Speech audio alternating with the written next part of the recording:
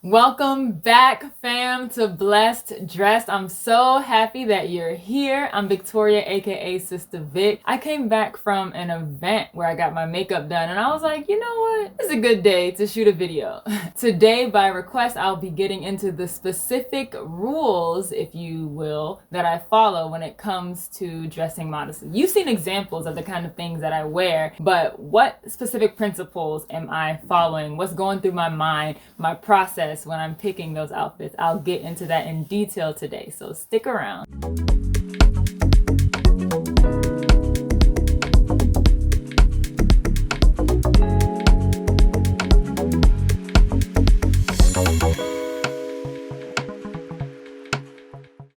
So full disclosure, guys, I'm scared to make this video because, I know there'll be those that may use this against me or, try and use it to fault find. And then on the other hand, you have the people who may take what I say and put it right up there next to the Bible, and that's not the intent. But the reason I'm making this video is I'm making it for the young Vic and people who were like me, that you really just want to see what is an example? Like, what specifically should I be looking at, or can I be looking at? What does that look like for the person who maybe you go to church and all these aunties are picking apart your outfit, saying what's wrong with it, but nobody can really say how to make it right, quote unquote. And you're looking at them like, what, I'm supposed to look like you? Because I can tell you right now, for real, like, madam, if I cannot shop your closet, it's like, I don't want to hear what you have to say. So hopefully this video is helpful, and,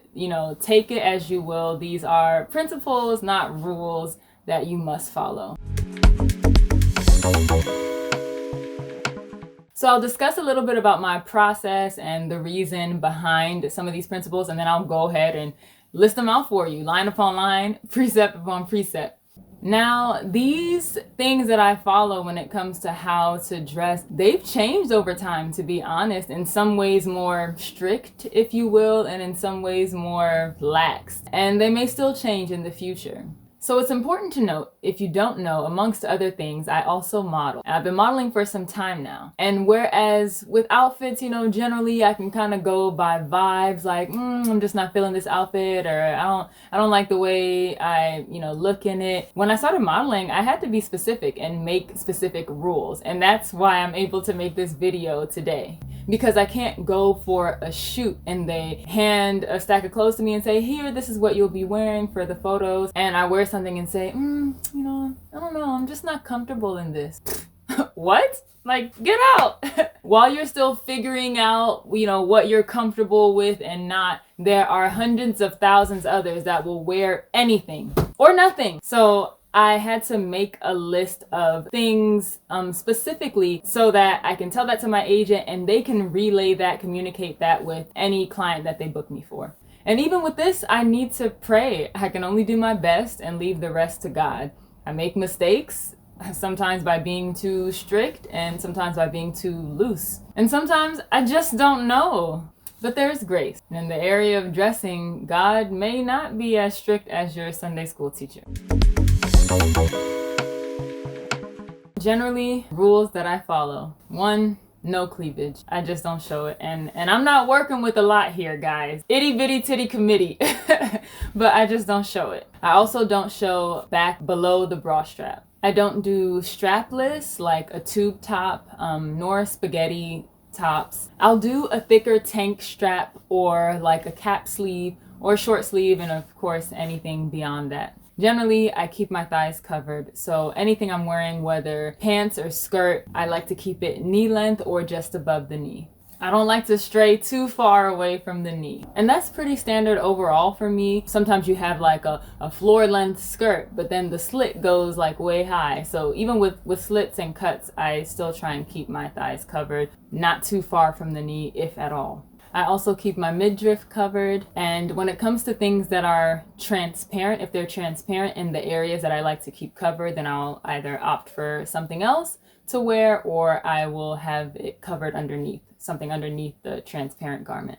When it comes to tightness, like how tight clothing is, I like to avoid detail in private parts and the outline of undergarments. So detail in private parts, I'm avoiding the camel toe. I'm avoiding nipping, like showing nipping through my shirt. I just feel like it's rude. It's a pet peeve. I hate it. Sorry.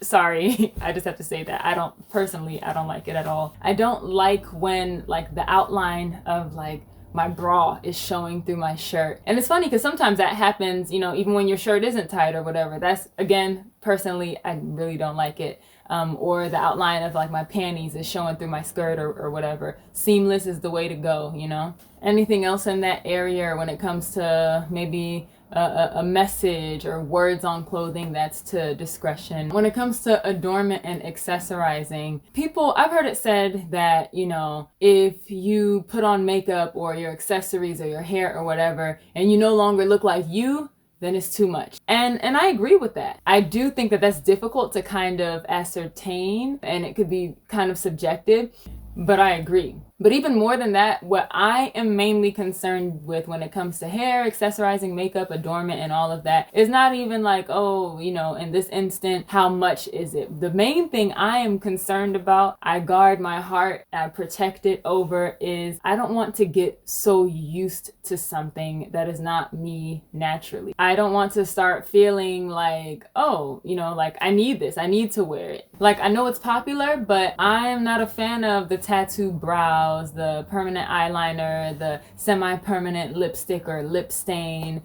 even eyelashes, guys, is becoming a trend, like, you know, to just wear lashes all the time. You just always have your lash extensions or whatever it is. I guard my heart over this because it begins to become an issue of self-identity, of self-esteem, of self-image. I just think like if I'm always wearing this thing, or I'm wearing it so often, then when I have to part with it, you know, when the lashes start falling out or whatever, I'll feel like there's a loss. Like I'll feel like, oh no, like I want that. I've gotten so used to how I look with it. It doesn't feel right to be without it. And I don't want to get so attached to something. I fear that, really. I feel like those are really murky waters. I jealously guard over my self-image and my esteem and all of that. And I don't even want to go near that. I don't want to be attached to anything. And similar to that, another principle I go by when it comes to accessorizing and adornment is I try and stay away from things that are unrealistic. It's one thing if these lashes that I put on or whatever are not my natural lashes. My natural lashes don't grow that long, so I'm not gonna make it a habit to be wearing them daily. But it's another thing if it's not just my lashes don't grow that long, no lashes grow that long, like it's not real. I think about hair volume with wigs, or even with my braids that I do, the volume of it. There are sometimes like hair volume is so big that I'm just thinking like, yo, nobody has that many strands of hair per like centimeters squared on their scalp. And so I personally feel like that it just gets dangerous, and it also goes back to, you know, identity and like self-esteem and body image, self-image and all that, because then I could be attaching myself to something that not only isn't, you know, what I naturally have, but that nobody naturally has. It's not real. You know, God didn't create this. People aren't like this. And you know, you can imagine how dangerous it gets to hold on to something or strive towards something that's not real, that it's an illusion. So you can never fully obtain it, you know? And I just, you know, I think that's really scary. Apart from that, when it comes to sources for what I'm wearing or what I'm putting on, I try to aim towards sustainable, Black-owned, minority-owned, just to support our communities, because that's a value that I have. So just to circle back, because I know I kind of fleshed out some things as I was listing them there. When it comes to jobs professionally, I will generally say no cleavage, no back below the bra strap, no spaghetti strap or tube top, thighs covered, keep things knee length, and keep midriff covered. The other things that I normally use my discretion on, it's kind of hard to intimate those things when it comes to doing jobs or modeling work. So that's where I pray, and I just trust the Lord to see that I'm trying to honor him and to just handle all those details that I can't control. There's like so much that I want to say when it comes to modeling. If that's a video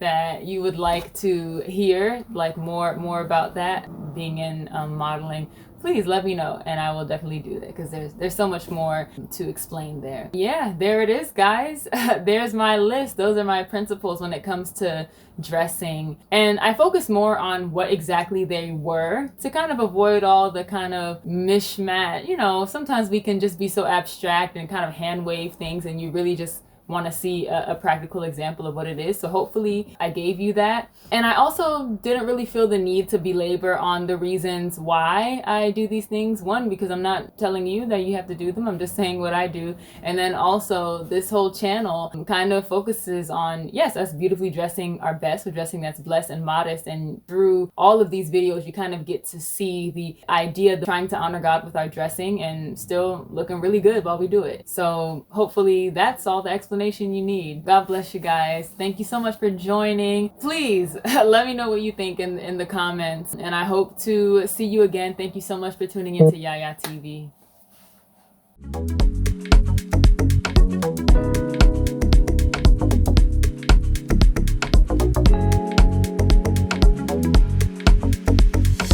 TV.